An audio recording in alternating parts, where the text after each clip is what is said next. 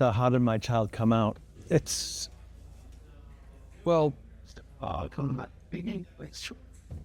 little complicated for me because they didn't necessarily come out to me, but they were just, believe it or not, 2.5 years old when I really noticed a few things that were, that my son appeared, feminine in a lot of ways, and maybe 3 years old or so, and started saying things like, why was I born as a boy? I'm a girl. I should be a girl. Why did God make me a boy? Some really,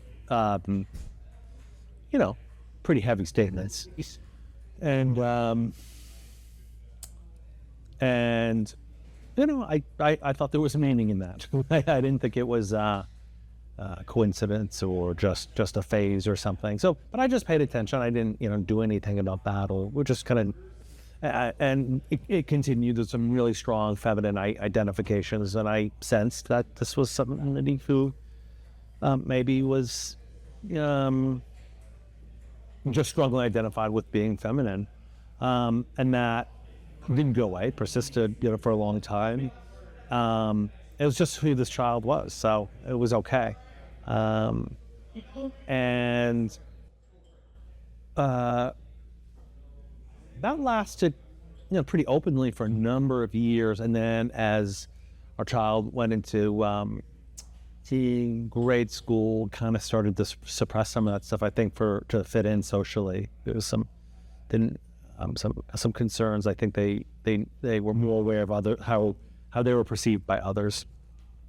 And then it kind of went underground, and we just continued to watch this and validate this child for who they were. And just before puberty, maybe 6 months or so before puberty, or on the onset of puberty, they approached us and said, I really can't live as a boy. And we were a little surprised, a little taken back, not completely, but things have been just kind of quieter on that front for some time. And that was sort of the beginning of coming out. I think within themselves, and then with us, and then that was the beginning of the journey of taking some actions and doing some things with our practitioners to try to facilitate the whole process, and then came out socially in 8th grade at school with my extended family.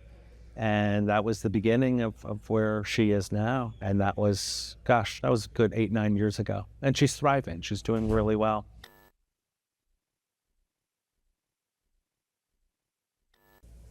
I was most proud of, with my response, that the questions, concerns, struggles, phobias that I had around it, I managed within myself, or talk to my spouse, talk to other people, talk to a therapist, and manage that because I always knew in my heart that my child needed to be validated for who they were, and they were just being themselves. So I'm proud that I managed my struggles completely separately from that, and didn't allow that to be part of the process. And I feel good about that. It wasn't easy to do, but I knew it was the right thing to do, and I think I did a pretty good job of that.